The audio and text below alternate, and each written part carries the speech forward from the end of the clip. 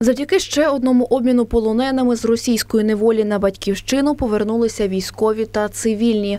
Більшість із них перебувала в ув'язненні понад 3 роки. Наймолодшому звільненому захиснику сьогодні виповнилося лише 20 років, найстаршому – 59. В Україну повернулися захисники Донеччини, Харківщини, Луганщини та Херсонщини.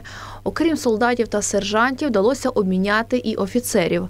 Серед звільнених є і 4 волинян. Василь Багрій – мешканець СМТ «Олика», Ігор Жуковський із села Сільце Луцького району, Сергій Сагаль – мешканець села Вербка та лучанин Владислав Плахотнік. Також серед визволених знову є оборонці Маріуполя, які утримувалися в неволі з 2022 року.